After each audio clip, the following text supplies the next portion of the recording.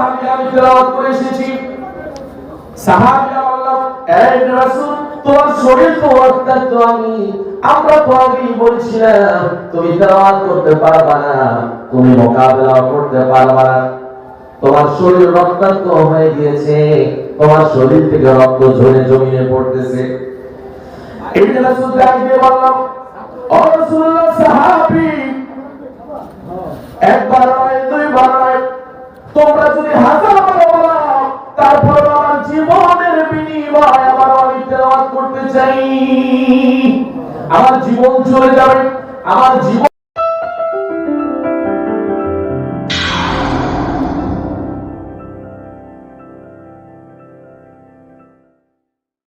চলে যেতে পারে, একবারের জন্য আমি পরোয়া করব না।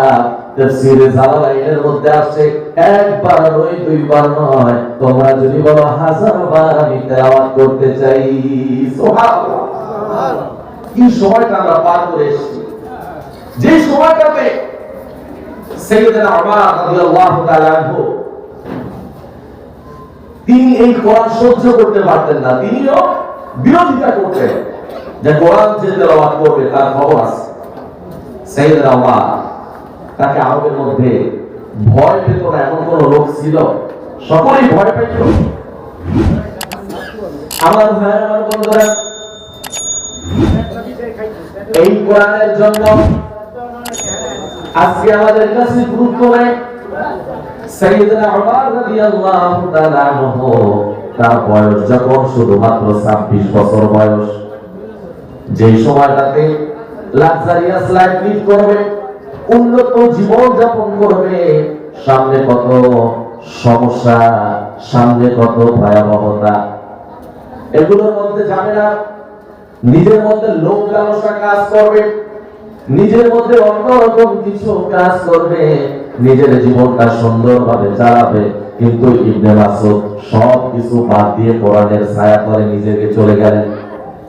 প্রিয় ভাই, আমরা সকলেই জানি সাইয়েদনা উমর রাদিয়াল্লাহু তাআলা আনহু একদিন চলতে লাগলেন, কি করা যায়, মুহাম্মাদের কল্লাটা ফেলে দিতে হবে। দৌড়ে দৌড়ে মুহাম্মাদের কল্লা ফেলে দিতে যাচ্ছেন। হঠাৎ করে পথিমধ্যে দেখা হয়ে গেল। অন্যান্য সাহাবীরা বলল, হে ওমর, তুমি কেন দৌড়াচ্ছ?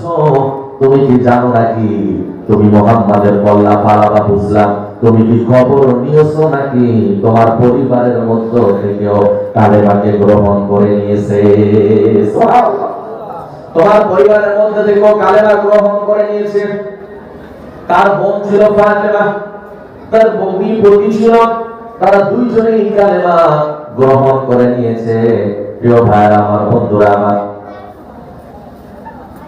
আজকে তোমার দৌড়ে চলে গেল বোনের কাছে, গিয়ে দেখলে কোরআনুল কারীম তেলাওয়াত করতেছে। ফাতেমাকে ডাক দিয়ে বলল, হে ফাতেমা, তুমি নাকি ইসলাম গ্রহণ করেছো?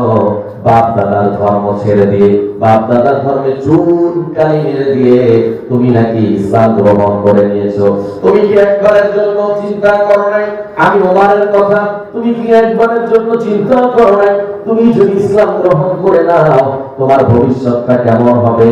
সকল কিছু রেখে তুমি ইসলাম গ্রহণ করেছো, তুমি কি আমাকে ভয় পাও না? ফাতেমা ডাকতে বলল, আরে ওমর, তোমার মতো ওমর কি এই মক্কার কিছু লোকেরা ভয় পায়, কিন্তু যে ব্যক্তি আল্লাহকে রব হিসাবে মেনে নেয়, যে ব্যক্তি আল্লাহর কোরআনকে মেনে নেয়, যেই নবীর কাছে কালেমা গ্রহণ করে নেয়, তোমার মতো 500 ওমর তার কাছেও আসে, তিনি ভয় পাবে না। তুমি কি চিন্তা করেছো? এই বলে, প্রিয় ভাইরা আমার, বন্ধুরা আমার, এই কথা বলার পর একটু আগে দেখতেন ফাতেমা কি একটা কাগজ যেন পিছনে লুকাইছে, ওই যে তেলাওয়াত করতেছিল।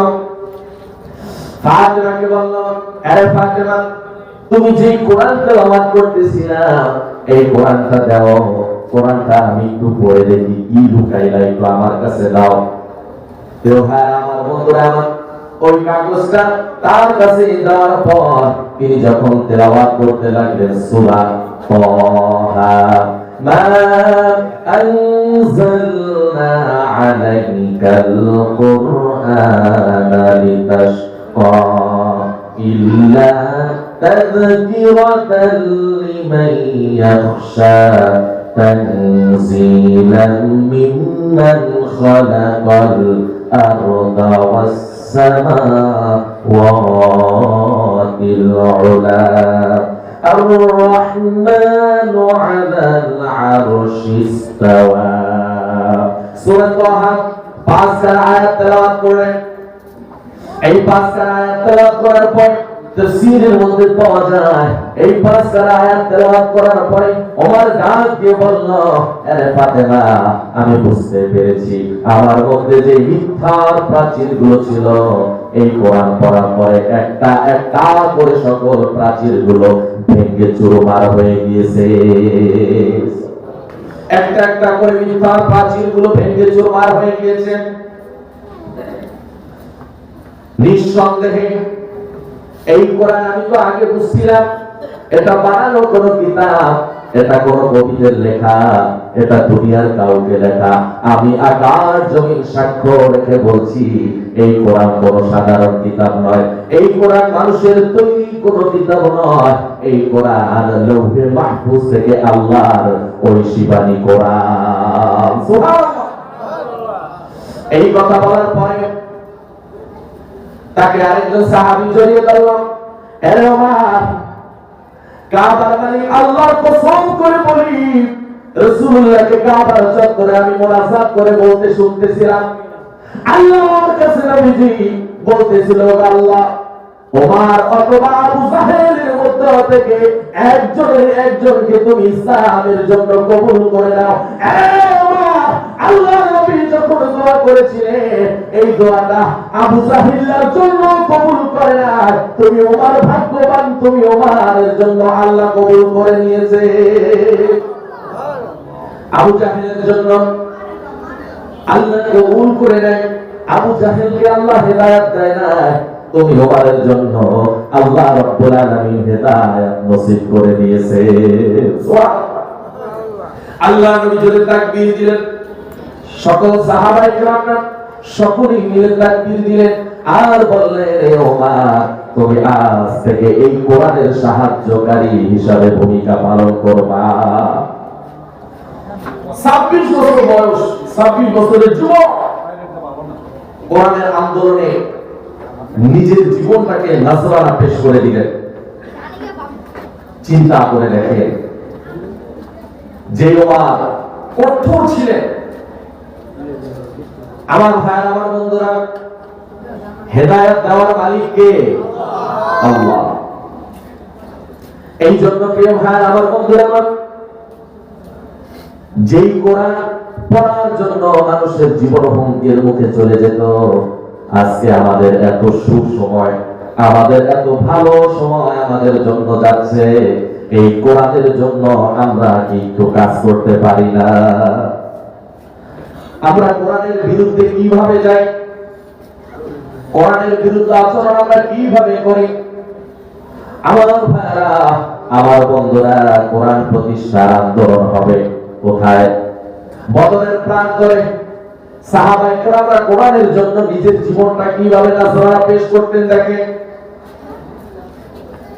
কোরআন প্রতিষ্ঠার আন্দোলন হবে বদরের প্রান্তরে। সাহাবায়ে কেরামরা যুদ্ধ যায় না, তলোয়ার ধরতে যায় না, ঘোড়া চালাতে পারে না, আপন ভাইয়ের সাথে ভাইয়ের যুদ্ধ, বাবার সাথে সন্তানের যুদ্ধ।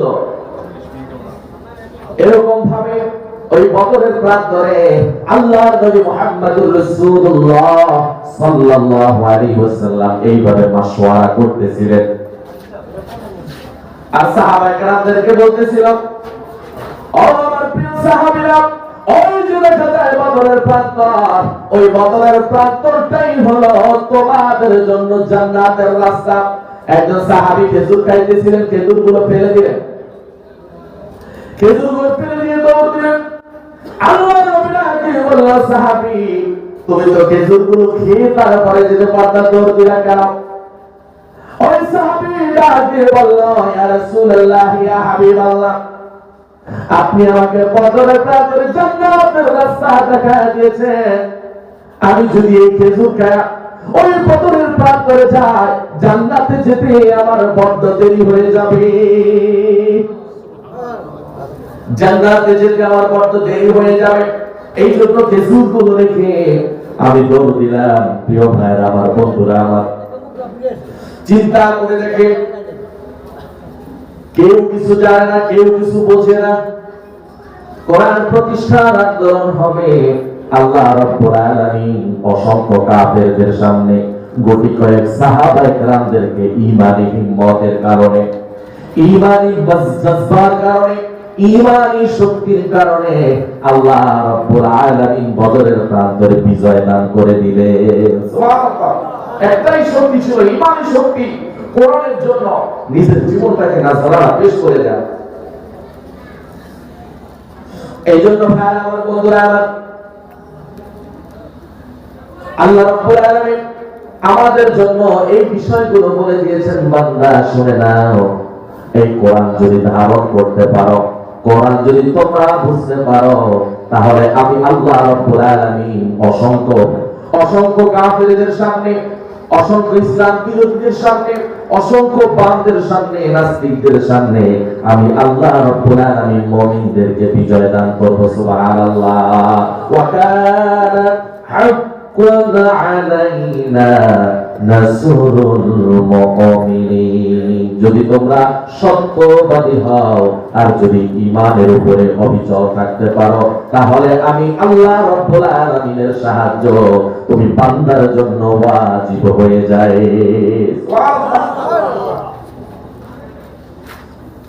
তাহলে এই সাহায্য যদি পেতে চাই, ঈমানি শক্তির দরকার আছে না নাই? কারণ আল্লাহ ওয়াদা করেছেন সাহায্য করবেনই করবে। এই জন্য দরকার হলো ঈমানি শক্তি, কোরআনের প্রতি ভালোবাসা।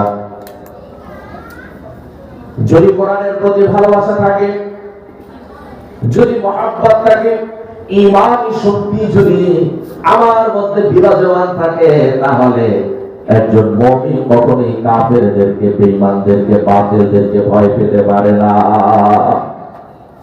হযরত সাদ বিন ওয়াক্কাস রাদিয়াল্লাহু তাআলা আনহু, আমার বন্ধুরা আমার, রোমদের সাথে কোরআন প্রতিষ্ঠার আন্দোলন হবে।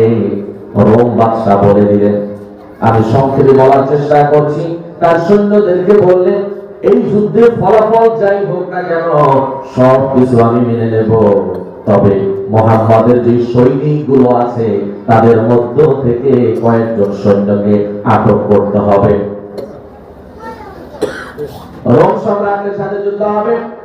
সেনাপতি ছিলেন হযরত সাদ বিন আবি ওয়াক্কাস রাদিয়াল্লাহু তাআলা আনহু। রোম সম্রাট বলেন, সাদ ইবনে আবি ওয়াক্কাস, আসো আমার কাছে এসে বসো। তোমাকে আমি বলতে চাই, আজকে তুমি যুদ্ধ করতে এসেছো, তোমাকে বাড়ি লিখে দিব, গাড়ি লিখে দেব, তোমাকে ক্ষমতার মালিক বানিয়ে দেব, শুধুমাত্র তুমি ইসলাম গ্রহণ করো না, ইসলাম থেকে খারিজ হয়ে তুমি খ্রিস্টান ধর্ম ত্যাগ করে নাও, খ্রিস্টান ধর্ম গ্রহণ করে নাও। প্রিয় ভাই আমার, বন্ধুরা আমার, এই কথা বললেন সাদ বিন আবি ওয়াক্কাস, তোমাকে জানিয়ে দেয়, তুমি ভয় পেতে পারো, তোমার পরিবার চলে গিয়েছে, তোমার পরিবার রেখে এসেছো, চিন্তা করো না, আমার ঘরের মধ্যে সুন্দরী রূপসী একটা কন্যা রয়েছে। আমি রোম সম্রাট তোমাকে ওয়াদা দিচ্ছি, তুমি সাদ বিন আবি ওয়াক্কাসের সাথে আমার সুন্দরী কন্যার বিয়ে দিয়ে দিব। হযরত সাদ বিন আবি ওয়াক্কাস তাকে বলল, বাদশা শুনে নাও, তুমি ক্ষমতা দিবা, তুমি অর্থ সম্পদের মালিক বানাবা, সুন্দরী কন্যা আমাকে বিয়ে দিয়ে দিবা। তুমি যদি আকাশের চাঁদ চাও আমার কাছে এনে দাও। একজন মুমিন কখনোই ঈমানকে বিক্রি করে দিতে পারে না। একজন মুমিন কখনোই ঈমানটাকে বিক্রি করে দিতে পারে না। রোম সম্রাট বলে, আটকিয়ে দাও, তাদের ঈমানি শক্তিটা আমি কতটুকু দেখবো। কোন খাবার দিবা না। সাদ বিন আবি ওয়াক্কাসকে আটকানো হলো, আর কয়েকজনকে আটকানো হলো। ক্ষুধার যন্ত্রণা কয়েকদিন চলে গেল, অফার পাঠানো হলো, সাদ বিন আবি ওয়াক্কাস, এই শাস্তি থেকে যদি মুক্তি পেতে চাও তাহলে রোম সম্রাটের কথা মেনে নাও। কোনোভাবেই রাজি করাতে পারছে না। ঈমানি শক্তি কোরআনের প্রতি ভালোবাসা কোনোভাবেই রাজি করাতে পারছে না। রোম সম্রাট তার সৈন্যদেরকে বলল, যাও যাও কয়েকজন সৈন্যকে নিয়ে আসো, আর উত্তম উত্তম তেলের মধ্যে তাদেরকে ছেড়ে দাও। ছেড়ে দেওয়া হলো। ভাজা কিমার মতো তারা পুড়ে, ভাজা কিমার মতো হাড্ডি এবং মাংসগুলো আলাদা হয়ে গেল। হযরত সাদ বিন আবি ওয়াক্কাসকে ডাক দিয়ে বলল, সাদ বিন আবি ওয়াক্কাস, দেখো দেখো তাদের কি অবস্থা। সাদ বিন আবি ওয়াক্কাসের চোখ দিয়ে দরদর করে পানি চলে আসলো। রোম সম্রাট ডাক দিয়ে বলল, সাদ বিন আবি ওয়াক্কাস, তুমি নাকি ভয় পাবে না, তুমি নাকি ঈমান বিক্রি করবে না, তাহলে তুমি কেন কান্না করতেছো? তোমার চোখে কেন পানি? হযরত সাদ বিন আবি ওয়াক্কাস ডাক দিয়ে বললেন, রোম সম্রাট, আমার চোখে কেন পানি? তুমি মনে করেছো আমি ভয় পেয়েছি? না না, ভয় পাই নাই। আল্লাহ রাব্বুল আলামিন আমাকে একটাই জীবন দিয়েছে, একটাই জীবন। আমি একবারই আল্লাহর পথে নিজের জীবনটা দিতে পারবো। আমি তো একবারই শহীদ হতে পারবো। আমি কান্না করি, আল্লাহ যদি আমাকে 100টা জীবন দিত, 100 বার আল্লাহর রাস্তায় আমার নিজের জীবনটাকে নাসরানা পেশ করে আমি নিজের শহীদ হয়ে আল্লাহর রেজামন্দি লাভ করতে পারো, কিন্তু একবার জীবন দিতে পারবো, 100 বার দিতে পারবো না। এই দুঃখে আমি কান্না করি। আমার কান্না ভয়ের কারণে নয়, আমি 100 বার শহীদ হতে পারবো না, এই কারণে আমি কান্না করি। এটা হলো ঈমানের শক্তি, কোরআনের প্রতি ভালোবাসা, কোরআন প্রতিষ্ঠার আন্দোলন, ইনসাফ প্রতিষ্ঠার আন্দোলন। প্রিয় ভাইরা, সাহাবায়ে কেরামরা শিক্ষা দিয়েছে ইনসাফ প্রতিষ্ঠার জন্য নিজের জীবন চলে যাবে, ফাঁসির কাছে ঝুলতে রাজি, জেল জুলুম খাটতে রাজি, নির্যাতন সহ্য করতে রাজি, তারপর একজন মুমিন ইনসাফ প্রতিষ্ঠা করেই ছাড়বে। প্রিয় ভাইরা, আমাদেরকে শিক্ষা দিয়ে গিয়েছে সাহাবায়ে কেরাম। আমরা কি শিখলাম? আমার ভাইরা, আমার বন্ধুরা, আমরা কার পেছনে ঘুরছি? কার পেছনে আমরা সময় নষ্ট করে দিচ্ছি? ভাইরা, নিজেদেরকে যদি কোরআনের জন্য নিজেদেরকে যদি বিলিয়ে দিতে পারি, তাহলে আল্লাহ রাব্বুল আলামিন বললেন, ও বান্দা শুনে নাও, যদি কোরআনের জন্য নিজেকে বিলীন করে দিতে পারো, তাহলে তোমাদেরকে আমি দুনিয়াতেও সফল কাম বানায় দেব, আখিরাতেও সফল কাম বানায় দেব। সুবহানাল্লাহ। আল্লাহ বললেন, ওয়ালা তাহিনু ওয়ালা তাহজানু ওয়া আনতুমুল আ'লাউনা ইন কুনতুম মুমিনিন। যদি মুমিন হও, অঞ্চল থাকো, তাহলে আমি আল্লাহ রাব্বুল আলামিন তোমাদেরকে জানিয়ে দিচ্ছি, বান্দা, তোমাদের দুনিয়াতেও কোনো ভয় নাই, তোমাদের হতাশাও নাই, আখিরাতেও তোমাদের ভয় নেই, তোমাদের হতাশা নাই।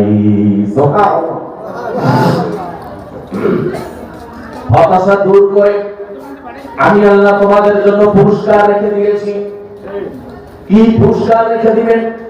যদি কোরআনের সাথে নিজেকে সম্পৃক্ত করতে পারি, নিজের জীবনটাকে কোরআনের জন্য নাসরানা পেশ করতে পারি, আল্লাহ যে ওয়াদা করেছিলেন তোমাদের জন্য পুরস্কার রেখে দিয়েছি। আল্লাহ কোরআনে হাকিমের মধ্যে আমাদেরকে বললেন, সূরা জুমার 73 এবং 74 নম্বর আয়াতে আল্লাহ স্পষ্ট করে জানিয়ে দিলেন, ওয়াসিকাল্লাযীনা তাকাউ রাব্বাহুম ইলাল জান্নাতি যুমারা হাত্তা ইযা জাউহা ওয়া ফুতিহাত আবওয়াবুহা وقال لهم خزنتها سلام عليكم طبتم فادخلوها خالدين। জোরে বলি আল্লাহু আকবার। আল্লাহ রাব্বুল আলামিন বলেন, যারা আল্লাহকে ভয় করে, যারা আল্লাহর আনুগত্য করে, আমি আল্লাহ রাব্বুল আলামিন কিয়ামতের ময়দানে ওই বান্দাদেরকে দলে দলে জান্নাতের মধ্যে প্রবেশ করাবো। এবং জান্নাতের সব দরজাগুলো খুলে দেওয়া হবে। আর জান্নাতের লোকেরা বলবে, ওগো আল্লাহর বান্দা, এখন তোমাদের যেই দরজা দিয়ে ইচ্ছা সেই দরজা দিয়ে ঢুকে তোমরা স্থায়ীভাবে বসবাস করো। সুবহানাল্লাহ। যেই দরজা দিয়ে ইচ্ছা সেই দরজা দিয়ে ঢুকো। বান্দাগুলো ঢুকবে, ঢোকার পরে বান্দাগুলো কি বলবেন তাও আল্লাহ কোরআনে বলে দিয়েছে। সুবহানাল্লাহ। আল্লাহ রাব্বুল আলামিন বললেন, আমার ওই প্রিয় বান্দাগুলো, আমার ওই জান্নাতি বান্দাগুলো কোরআনে এই আয়াত দিয়ে বলে দিলেন, তারা জান্নাতের মধ্যে বসে এই কথা বলবে, ওয়াকালুল হামদুলিল্লাহিল্লাযী সাদাকানা ওয়া'দাহু ওয়া আওরাসানাল আরদা নাতাবাওয়া'ু মিনাল জান্নাতি হাইসু নাশা'উ ফানি'মা আজরুল আমিলিন। বান্দাগুলো জান্নাতের মধ্যে ঢুকে বলবে, আল্লাহ আপনি ওয়াদা করেছিলেন আমরা যদি নেক আমলগুলো করতে পারি আপনি আমাদেরকে জান্নাত দিয়ে দিবেন। আজকে আপনি আপনার ওয়াদা রক্ষা করেছেন, এই জন্য কায়মানু পাককে আপনার শুকরিয়া আদায় করছি। আলহামদুলিল্লাহ। আলহামদুলিল্লাহ বলে ওই বান্দাগুলো শুকরিয়া আদায় করবে। তাহলে এই পুরস্কার যদি আমরা পেতে চাই তাহলে আল্লাহ রাব্বুল আলামিন বললেন তোমাদের কি করতে হবে, এই কথাও আল্লাহ বললেন। আল্লাহ রাব্বুল আলামিন বললেন, আমার কোরআন অনুযায়ী নিজের জীবনটাকে যদি করতে পারো, আমলে সালেহা যদি করতে পারো, আল্লাহ রাব্বুল আলামিন বললেন, ইন্নাল্লাযীনা আমানু ওয়া আমিলুস সালিহাতি কানাত লাহুম জান্নাতুল ফিরদাউসি নুজুলা। আমার আল্লাহ বলেন, ও বান্দা তোমরা যদি কোরআন অনুযায়ী নিজের জীবনটাকে পরিচালনা করতে পারো আর যদি আমলে সালেহা করতে পারো, উত্তম কাজগুলো যদি করতে পারো, তাহলে জান্নাতের মধ্যে সর্বোত্তম জান্নাত জান্নাতুল ফিরদাউস দিয়ে ধন্য করে দিব। জান্নাতুল ফিরদাউস দিয়ে তোমাদেরকে ধন্য করে দেব। এখন আল্লাহকে যদি প্রশ্ন করি, জান্নাতের শাখা তো 8টা, আপনি জান্নাতুল ফিরদাউস যারা নেক আমল করবে, আমলে সালেহা করবে তাদেরকে দিবেন। আপনি 2 নাম্বার জান্নাত জান্নাতুন নাঈম তাদেরকে দিবেন। এই প্রশ্ন যদি আল্লাহর দরবারে আমরা করি, আল্লাহ রাব্বুল আলামিন সাথে সাথে উত্তর দিয়ে দিলেন, ওয়াস-সাবিকুনাস সাবিকুনা উলাইকাল মুকাররাবুন ফি জান্নাতিন নাঈম সুল্লাতুম মিনাল আউয়ালিন। আল্লাহু আকবার। আল্লাহ রাব্বুল আলামিন বলেন, আমার বান্দাগুলো জান্নাতুল নাঈম কারা পাবে? যারা দুনিয়ার মধ্যে ডানপন্থীর পরিচয় দিয়েছে, বামপন্থাকে গ্রহণ করে নাই, তাদের জন্য অসংখ্য রাস্তা খোলা থাকার পরেও আমার বান্দাগুলো ডান পন্থাকে বেছে নিয়েছে।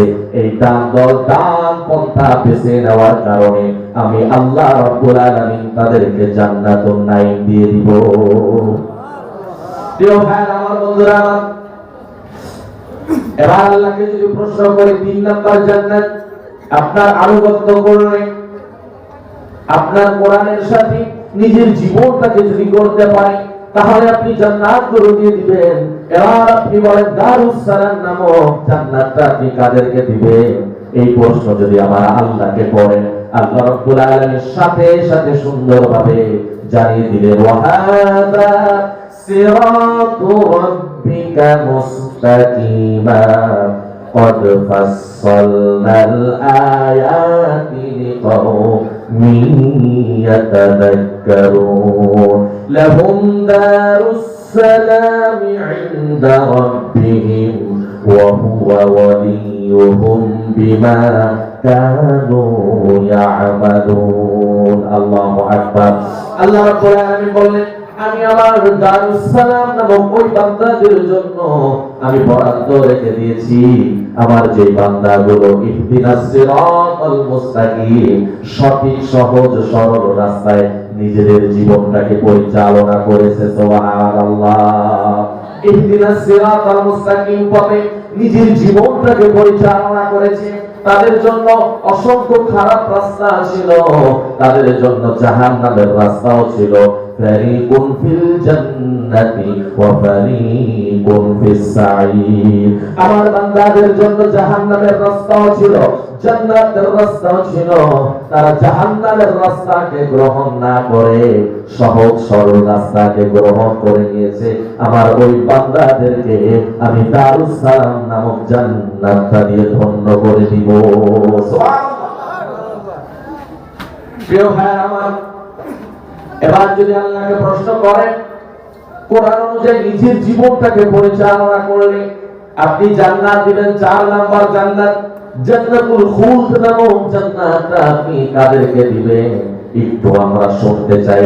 আল্লাহ রাব্বুল আলামিন সূরা ফুরকানের 15 নাম্বার আয়াতে চমৎকার করে বললেন, কুল আযালিকা খায়রুন আম জান্নাতিল খুলদিল্লাতী উইদাল মুত্তাকুন কানাত লাহুম জাযাআও ওয়া মাসীরা।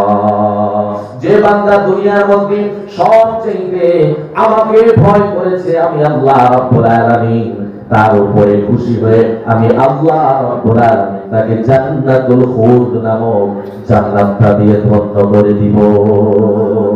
ভয় করতে হবে কাকে? আল্লাহকে যদি বেশি ভয় করতে পারি, চাকরি করার ক্ষেত্রে, ব্যবসা বাণিজ্য করার ক্ষেত্রে, সকল কাজ করার ক্ষেত্রে আমরা একজনকে ভয় পাবো, চিৎকার মেরে বলে তিনি কে?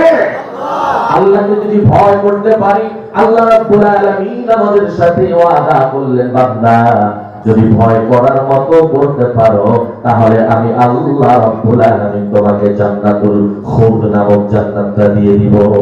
সুবহানাল্লাহ। প্রিয় ভাই আমার, বন্ধুরা আমার, 5 নাম্বার জান্নাত জান্নাতুল আলিয়া নামক জান্নাতটা আল্লাহকে যদি প্রশ্ন করি এটা কাদেরকে দিবে, আল্লাহ রাব্বুল আলামিন সুন্দরভাবে বললেন, লিসা ইহা রাদিয়া ফি জান্নাতিন আলিয়া। যে বান্দা দুনিয়াতে ভালো কর্ম করে, যে বান্দা দুনিয়ার মধ্যে বসে সুন্দর সুন্দর কাজগুলো করে, যে বান্দা মানুষকে সহযোগিতা করে, মানুষকে সাহায্য করে, মানুষের বিপদে আপদে পাশে দাঁড়ায়, মসজিদ মাদ্রাসাকে দান করে, এই ধরনের উত্তম কাজগুলো করার কারণে, ভালো কাজগুলো করার কারণে আমি আল্লাহ রাব্বুল আলামিন ওই বান্দাদেরকে জান্নাতুল আলিয়া নামক জান্নাতটা দিয়ে দিব। এবার আল্লাহকে যদি প্রশ্ন করেন 6 নাম্বার জান্নাত, আমি ছোট করে বলার চেষ্টা করছি, জান্নাতুল আদন কারা পাবে? আল্লাহকে যদি এই প্রশ্ন যদি করা হয়, আল্লাহ রাব্বুল আলামিন সাথে সাথে বলেন, তো উমিনুনা বিল্লাহি ওয়া রাসূলিহি ওয়া তুজাহিদুনা ফি সাবিলিল্লাহি বিআমওয়ালিকুম ওয়া আনফুসিকুম যালিকুম খায়রুল লাকুম ইন কুনতুম تعلمون يغفر لكم ذنوبكم ويدخلكم جنات تجري من تحتها الأنهار ومساكين طيبة في جنات عدن ذلك الفوز العظيم الله أكبر। আমার আল্লাহ বলেন, ও বান্দারা শুনে নাও, যেই বান্দাগুলো জিহাদ করে, জিহাদের ময়দানে জয় অর্জন করে অথবা পরাজয় বরণ করে, আমি আল্লাহ রাব্বুল আলামিন ওই বান্দাদেরকে এই জান্নাতুল আদন নামক জান্নাতটা দিয়ে দিব। পাশাপাশি যারা গরিব মিসকিন ইয়াতীমদেরকে খাদ্য দেয়, সুবহানাল্লাহ। এই মাদ্রাসায় ইয়াতীম ছেলে আছে না নাই? কথাটা আছে না? প্রিয় ভাইরা, আল্লাহ উল্লেখ করলেন 2টা বিষয়, যারা জিহাদের ময়দানে চলে যায়, কোরআন প্রতিষ্ঠার আন্দোলনে ইকামতে দ্বীনের সাথে নিজের জীবনটাকে দিয়ে দেয়, তারা যদি জয় হয় অথবা পরাজয় হয়, তারপরে আমি আল্লাহ রাব্বুল আলামিন আমার ওই বান্দার উপরে খুশি হয়ে এই জান্নাতটা দিয়ে দিব। আর যারা ইয়াতিম মিসকিনদেরকে খাদ্য দেয়, মাদ্রাসায় ইয়াতিমখানা রয়েছে, ইয়াতিমদেরকে দেয়, ইয়াতিমদের খাদ্যের জন্য মাসে বছরে টাকা দেয়, চাল কিনে দেয়, ডাল কিনে দেয়, তেল কিনে দেয়, আমি আল্লাহ রাব্বুল আলামিন আমার ওই মাহবুব বান্দাদেরকে জান্নাতটা দিয়ে দিব। সুবহানাল্লাহ। আমি কি কথাগুলো বানিয়ে বলছি? প্রিয় ভাই আমার, বন্ধুরা আমার, জান্নাতুল মাওয়া নামক জান্নাতটা 7 নাম্বার জান্নাত। এই জান্নাতটা কারা পাবে? আল্লাহকে যদি আপনি প্রশ্ন করেন, আল্লাহ রাব্বুল আলামিন চমৎকার করে জানিয়ে দিলেন, ওয়া লাকাদ রাআহু নাজলাতান উখরা ইনদা সিদরাতিল মুনতাহা ইনদাহা জান্নাতুল মাওয়া। আমার আল্লাহ বললেন, যে বান্দা শয়তানকে অনুসরণ করে না, নিজের নফসকে অনুসরণ করে না, তাগুতকে অনুসরণ করে না, তাগুতের গোলামি করে না, আমি আল্লাহ রাব্বুল আলামিন ওই বান্দাদেরকে জান্নাতুল মাওয়া নামক জান্নাতটা দিয়ে ধন্য করে দিব। সুবহানাল্লাহ। কি নামক জান্নাতটা দিবে? জান্নাতুল মাওয়া। এখানে কি বলেছে? যারা তাগুতকে অনুসরণ করে না, তাগুতের আদর্শকে নিজেরা মেনে নেয় না। আপনি তাগুতের অনুসরণ কি? নিজের জীবন আদর্শ হবে মুহাম্মদুর রাসূলুল্লাহ আলাইহি ওয়াসাল্লামের আদর্শ। এই আদর্শের বাইরে গিয়ে যে আদর্শ গ্রহণ করবে সেটাই তাগুতের আদর্শ। সেই তাগুতের আদর্শকে যদি আপনি গ্রহণ করেন তাহলে আপনার জন্য জাহান্নাম। আর যদি সেই আদর্শ ছেড়ে দিয়ে আপনি রাসূলুল্লাহ সাল্লাল্লাহু আলাইহি ওয়াসাল্লামের আদর্শ গ্রহণ করেন তাহলে আপনার জন্য রয়েছে জান্নাতুল মাওয়া। সুবহানাল্লাহ। প্রিয় ভাই আমার, বন্ধুরা আমার, আপনি তাগুতের অনুসরণ করবেন, অমুক নেতাকে অনুসরণ করবেন, পশ্চিম দিকে ফিরে নামাজ আদায় করে না, পশ্চিম দিকে ফিরে পাসারও খায় না, নামাজ নাই, রোজা নাই, নেশা করে, বিড়ি খায়, সিগারেট খায়, দিন ধর্মের কোনো জ্ঞান নাই, এমন একটা লোকের জীবন আদর্শ, এমন একটা লোকের পেছনে যদি আপনি সময়টা লাগিয়ে দেন তাহলে আল্লাহ বলেন জান্নাতুল মাওয়া। তোমার কপাল থেকে উঠে গিয়েছে, তোমার কপালে জাহান্নাম লেখা হয়ে গিয়েছে। ঠিক কি না? কিয়ামতের ময়দানে আপনি যে তাগুতের অনুসরণ করবেন তারাও উঠবে, আপনিও উঠবেন। আপনি ওঠার পরে আপনাকে যখন জিজ্ঞেস করা হবে, ও বান্দা শুনে নাও, তুমি কার আদর্শ গ্রহণ করেছো, কার আদর্শ নিজের জীবনটাকে মিলিয়ে নিয়েছো, আজকে তাকে ডাকো। যারা রাসূলুল্লাহর আদর্শকে গ্রহণ করে নিয়েছে তারা নবীকে ডাকবেন, আর যারা রাসূলুল্লাহর আদর্শকে প্রত্যাখ্যান করে তাগুতের অনুসরণ করেছে, নামাজ নাই, রোজা নাই, বেহায়াপনা, সকল প্রকার খারাপি, এমন আদর্শকে গ্রহণ করে নিয়েছে, কিয়ামতের ময়দানে তাদেরকেও ডাকবেন। আল্লাহ কোরআনে চমৎকার করে বলছেন, ইয়াউমা নাদউ কুল্লা উনাসিন বিইমামিহিম। আল্লাহ প্রত্যেককে তাদের যে আদর্শের লোক ছিল তাদেরকে সহ ডাকবেন। ডাক দাও, তোমার আদর্শ কার আদর্শ গ্রহণ করেছো, ডাকো, ডাক দেওয়া হবে। আল্লাহ বললেন, ইন্না কুন্না লাকুম তাবআ।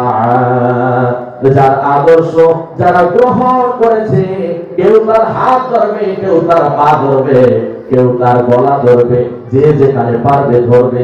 আপনার আদর্শ গ্রহণ করেছিলাম, আল্লাহ ডাক দিয়েছি, এখন আপনি আমাদের সাথে চলুন, আমাদের ব্যাপারে বলবেন। আল্লাহ রাব্বুল আলামিন বললেন, ক্বালু লাউ হাদানাল্লাহু লাহাদাইনাকুম।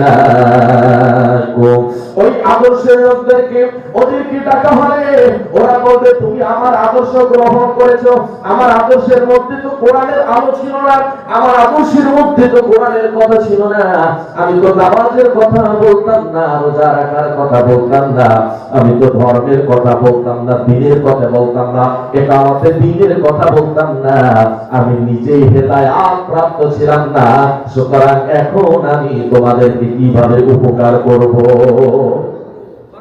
এখন আমি কিভাবে তোমাদেরকে উপকার করব?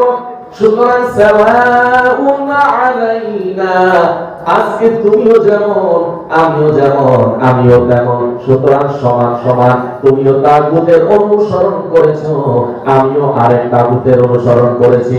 সুতরাং আজকে আমার হাত ধরে লাভ নাই, আজকে আমার গলা ধরে লাভ নাই, আজকে আমার পা ধরে লাভ নাই, আমি নিজেই হিদায়াত প্রাপ্ত নয়। সুতরাং তোমাদের জন্য কি সুপারিশ আমি এখন করতে পারবো? আল্লাহ রাব্বুল আলামিন বললেন সাবরুনা মা লানা মিন মাহিদ। সুতরাং চিৎকার করো না, ধৈর্য ধরে লাভ নাই, তোমরা তোমাদের যেই গতি আমারও আজকে সেই গতি, তোমারও যেই গতি আজকে আমারও সেই গতি। সুতরাং তুমি চিন্তা করে দেখো কি করবা। প্রিয় ভাই আমার, বন্ধুরা আমার, এই জন্য আমাদের বুঝতে হবে কার আদর্শ গ্রহণ করবো। মুহাম্মদুর রাসূলুল্লাহ নবীর আদর্শ যদি গ্রহণ করতে পারি, কিয়ামতের ময়দানে আমাদের নবীজি এই কথা বলবেন না, তোমারও যেই গতি আমারও সেই গতি। আমাদের নবীজি তার শাফায়াত যদি পেতে হয়, তার সুপারিশ যদি কিয়ামতের ময়দানে পেতে হয়, তাহলে তাগুতের আদর্শ ছেড়ে দিয়ে তার আদর্শ গ্রহণ করতে হবে। প্রিয় ভাইরা আমার, বন্ধুরা আমার, আল্লাহ রাব্বুল আলামিন এবার চিন্তা করে দেখেন 7 নাম্বার জান্নাতের কথা বলেছি না, যে যারা তাগুতের অনুসরণ করবে তাদের জন্য জান্নাতুল মাওয়া নাই। আর যারা তাগুতের অনুসরণ ছেড়ে দিয়ে যারা আমার আদর্শকে গ্রহণ করে নিবে, আমি আল্লাহ আমার ওই মাহবুব বান্দাদেরকে জান্নাতুল মাওয়া দিয়ে দিব। সুবহানাল্লাহ। এবার আসে সর্বশেষ 8 নম্বরে জান্নাত, দারুল কারার নামক জান্নাতটা কারা পাবে? আল্লাহকে যদি প্রশ্ন করি, রব্বে কাবা আমাদেরকে চমৎকার করে বলতেছেন, ইয়া কওমি ইন্নামা হাযিহিল হায়াতাদ দুনিয়া মাতাউ ওয়া ইন্নাল আখিরাতা হিয়া দারুল কারার। হে আমার সম্প্রদায়, জীবনের ভোগ বিলাসিতা যারা দূর করতে পারবে, নিজেদের লোভ লালসা দূর করে ভোগ বিলাসিতা দূর করে যারা আমি আল্লাহর জন্য নিজের জীবনটাকে সমর্পণ করে দিতে পারবে, আমি আল্লাহ রাব্বুল আলামিন তাদেরকে দারুল কারার নামক জান্নাতটা দিয়ে দিব। সুবহানাল্লাহ। সুবহানাল্লাহ। আস্তে কর না। সুবহানাল্লাহ। কি বলছেন? ভোগ বিলাসিতা ছাড়তে হবে, খুব স্বাভাবিক জীবন যাপন করতে হবে। এই জান্নাত পাওয়ার জন্য সাহাবায়ে কেরামরা, ধনীর দুলালী সাহাবীরা সকল দুলালী ছেড়ে দিয়ে নিজেদেরকে আল্লাহ নবীর কাছে সঁপে দিয়েছিলেন। প্রিয় ভাই আমার, বন্ধুরা আমার, এই লাস্টের কথাটা ধরে আপনাদেরকে একটা কথা বলতে চাই। আল্লাহ রাব্বুল আলামিন বলেছেন, যারা নিজেদের লাক্সারিয়াস লাইফ সেট করতে পারবে না, এই লাইফটা যারা ছাড়তে পারবে না, তাদের জন্য দারুল কারার নাই। আর যারা আমি আল্লাহর জন্য, কোরআনের জন্য ধনীগিরি ছাড়তে পারবে, বিলাসিতা ছাড়তে পারবে, অহংকার ছাড়তে পারবে, আমি আল্লাহ ওই বান্দার উপরে রাজি এবং খুশি হয়ে দারুল কারার জান্নাতটা দিয়ে দিব। সাহাবায়ে কেরামদেরকে আমাদের শিক্ষা দিতে হবে।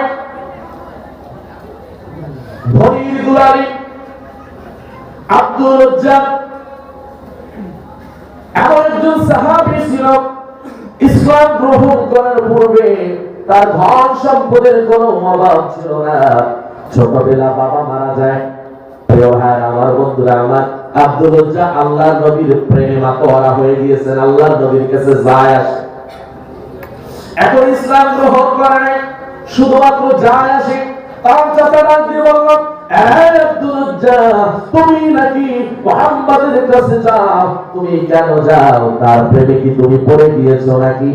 তুমি যদি এই ইসলাম গ্রহণ করে নাও, তুমি যদি মুহাম্মাদের কাছে আবার যাও, তোমার সকল সম্পদ বাজেয়াপ্ত হয়ে যাবে, তোমাকে কিছুই আমি দিব না, তোমার পরনের পোশাকটা পর্যন্ত আমি তোমার গা থেকে খুলে নিব।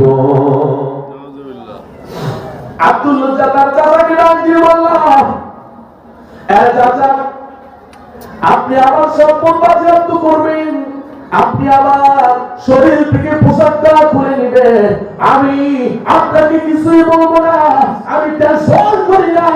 আপনাকে সাক্ষী রেখে, আকাশ এবং জমিনকে সাক্ষ্য রেখে আমি এখনই আপনার সামনে কালেমার অনিয় সুদা পান করে দিলাম, লা ইলাহা ইল্লাল্লাহু মুহাম্মাদুর রাসূলুল্লাহ, লা ইলাহা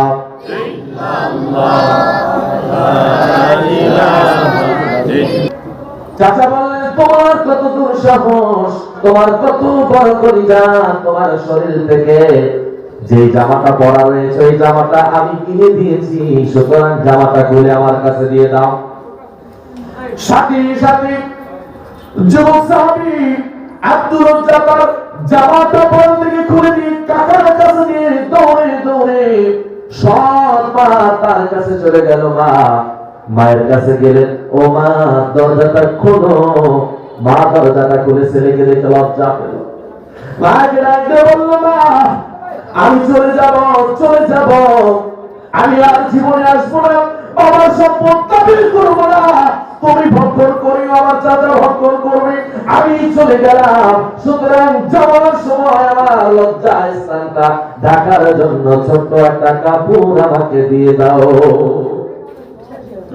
ছোট্ট একটা কাপড় আমাকে দিয়ে দাও।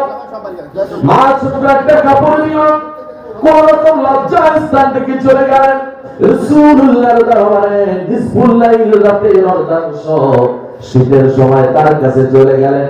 দরজা নক করে না, যদি বেয়াদবি হয়ে যায়, এই জন্য দরজায় করঘাত করে না। রাতের অর্ধাংশে বিসমিল্লাহির আল্লাহর নবী তাহাজ্জুদের জন্য যখন উঠলেন, দরজাটা খুলে দেখলেন আব্দুল রাজ্জা বাইরে বসে বসে শীতে কনকন করতেছে। আব্দুল রাজ্জাকে ডাকতে বললেন, আব্দুল রাজ্জা তুমি এত রাতে এখানে কি করো? আব্দুল রাজ্জার চোখ দিয়ে তরতর করে পানি বের হয়ে গেল। ইয়া রাসূলুল্লাহ, ইয়া হাবিবাল্লাহ, আপনার কাছে বারবার আসি, আপনার প্রেমে মাতোয়ারা হয়ে গিয়েছি বলে আজকে আমার এই অবস্থা। আমি কালেমার সুদা পান করেছি বলে আমার চাচা আমাকে বিদায় করে দিয়েছে, পরনের পোশাকটা পর্যন্ত রেখে দিয়েছে, শুধুমাত্র আপনার জীবন আদর্শ গ্রহণ করেছি, তার গুণের গোলামি ছেড়ে দিয়েছি, কোরআনকে নিজের বুকে ধারণ করেছি, যে কারণে আজকে আমার এই অবস্থা। আল্লাহর নবীর চোখ দিয়ে দরদর দরদর করে পানি বের হয়ে গেল। আরে আব্দুল রাজ্জাক, আজ থেকে তোমার উপরে আমি রাসূলুল্লাহ রাজি হয়ে গেলাম। আজ থেকে তোমার নাম আব্দুল উজ্জা নয়, আমি মুহাম্মাদুর রাসূলুল্লাহ রেখে দিলাম। আজ থেকে তোমার নাম হলো আব্দুল্লাহ, আজ থেকে তোমার নাম হলো আব্দুল্লাহ। এই কথা বলার পরে আব্দুল উজ্জাকে জায়গা দেওয়া হলো, নাম হলো আব্দুল্লাহ। পরের দিন হাইয়া আলাল জিহাদ, জিহাদের ডাক চলে আসলো, সকল সাহাবায়ে কেরামরা যুদ্ধের ময়দানে যাবে। আব্দুল উজ্জার গায়ে জ্বর চলে আসলো, যুদ্ধে যাওয়ার মতো নয়। আল্লাহর নবীকে ডাক দিয়ে বলল, ইয়া রাসূলুল্লাহ, আমি যুদ্ধের ময়দানে যেতে চাই, আমি কোরআন প্রতিষ্ঠার আন্দোলনে যেতে চাই, আপনার জীবন আদর্শ বাস্তবায়নের জন্য লড়াই করতে চাই। প্রিয় ভাইরা আমার, আল্লাহর নবী সম্মতি দিয়েছেন। আব্দুল উজ্জা যখন যাচ্ছিলেন, যাওয়ার পথে প্রচন্ড রোগের কারণে, প্রচন্ড জ্বরের কারণে সেখানেই দুর্বল হয়ে যায়, আর যুদ্ধের ময়দানে লড়াই করতে পারে না, সেখানে আব্দুল্লাহ মৃত্যুবরণ করে।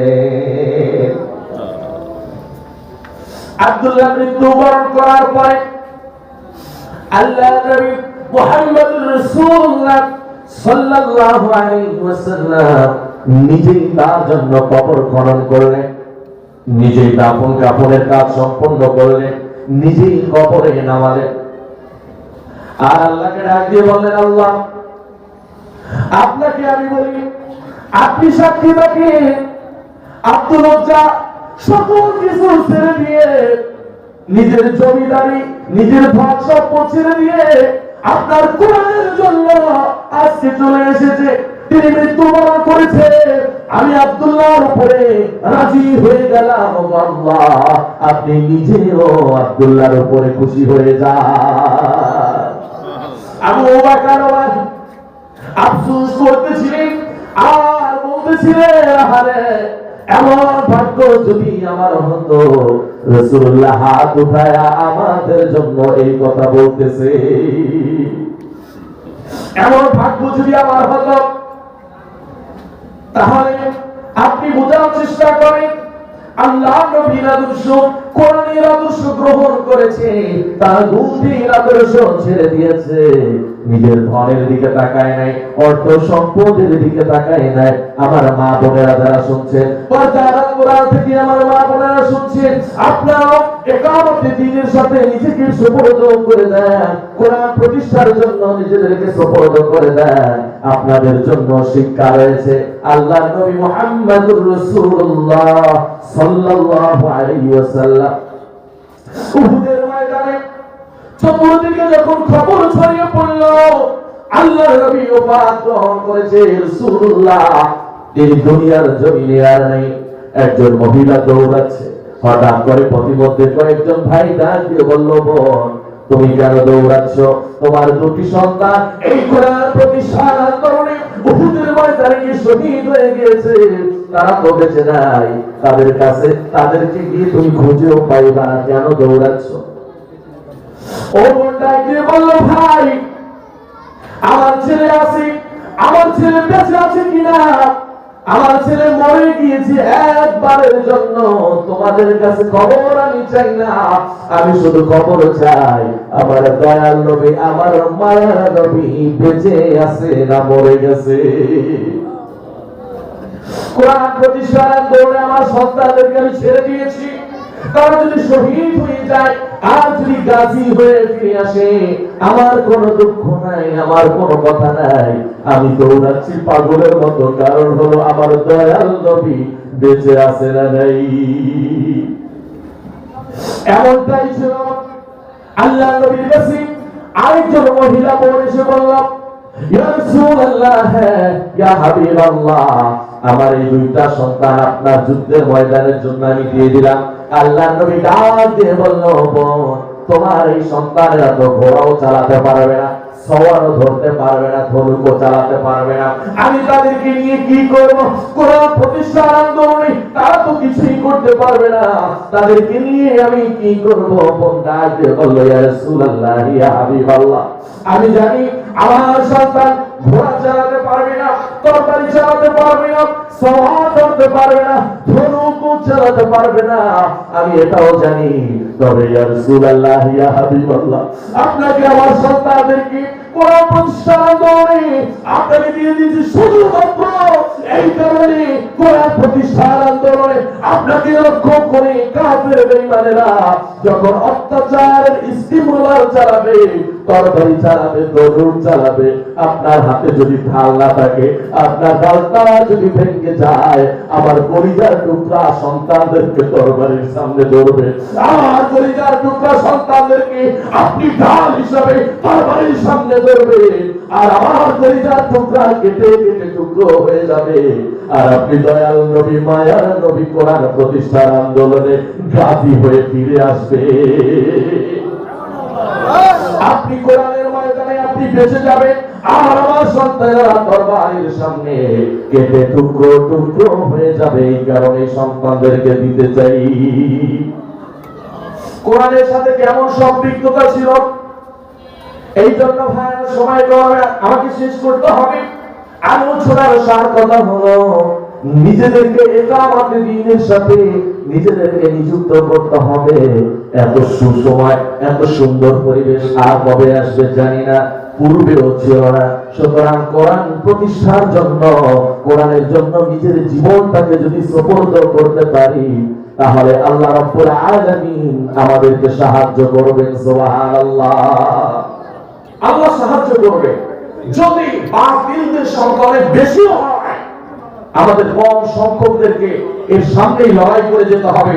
আপনি দেখেন নাই, বাতিলদের সামনে ইনসাফ প্রতিষ্ঠার জন্য আমাদেরকে লড়াই করতে হবে। ইনসাফের জন্য, ইনসাফ প্রতিষ্ঠা করতে হলে কোরআনের জন্য লড়াই করতে হবে। আর এটার সামনে যদি কেউ বাধা হয়ে দাঁড়ায়, যদি ওই বাতিলরা ফিরআউনের ভূমিকা পালন করে, তাহলে আমরা মূসার ভূমিকা পালন করব।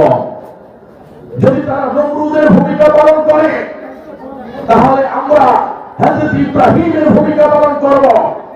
যদি তারা আবু জাহেলের ভূমিকা পালন করে, তাহলে আমরা মুহাম্মদুর রাসূলুল্লাহ সাল্লাল্লাহু আলাইহি ওয়াসাল্লামের ভূমিকা পালন করব। তারা যদি গৌর গোবিন্দের ভূমিকা পালন করে, তাহলে আমরা শাহজালালের ভূমিকা পালন করব। তারা যদি ফ্যাসিস্টের ভূমিকা পালন করে, আমরা হাদির ভূমিকা পালন করব। আল্লাহু আকবার। তারপরে ঈসা প্রতিষ্ঠার জন্য নিজেদেরকে নিযুক্ত করতে হবে। টেকনাফ থেকে তেতুলিয়া, রূপসা থেকে পাথরিয়া, সুন্দরবন থেকে বান্দরবন, 16 কোটি তাওহীদি জনতা তারা ওট পেতে বসে আছে। তারা যদি জানতে পারে ইনসাফের বিরুদ্ধে কেউ কথা বলে, কোরআনের বিরুদ্ধে কথা বলে, তোমাদেরকে উচিত জবাব দিয়ে দিবে, উচিত জবাব দিয়ে দিবে। এই জন্য আমাদেরকে সফলতার চূড়ান্ত মানদণ্ডে নিতে হলে আমাদেরকে কোরআন বুঝতে হবে, কোরআন ধারণ করতে হবে। সাহায্য করবেন কে? আরো জোরে বলেন না কে? তাহলে আমরা কোরআনের সাথে থাকতে রাজি আছি না নাই? আজকে মুরব্বী হয়ে গেছে, দাড়ি পেকে দিয়েছে, এই মাদ্রাসায় ছাত্র হবে। আজকে দক্ষিণ কলমা হামিদুস সুন্নাহ হাফিজিয়া মাদ্রাসা লিল্লাহ বড়ি 18তম বার্ষিক মাহফিল, প্রধান বক্তা হাফেজ মাওলানা মোহাম্মদ ফখরুল ইসলাম সাহেব বারাকাল্লাহু ফি হায়াতি। আরো বরেণ্য উলামা ইকরাম আলোচনা করেছেন, যারা আমার ওস্তাদ সমতুল্য ওস্তাদ। আজকে মাহফিলের সম্মানিত সভাপতি আলহাজ আব্দুল মালিক মাসরুর সাহেব দীর্ঘদিন যাবত এই মাদ্রাসার খেদমতে আছেন। ছোটবেলা খুবই আদর করতেন, এখন বয়স হয়ে গিয়েছে, বার্ধক্যজনিত কারণে অসুস্থতাও রয়েছে, তার জন্য দোয়া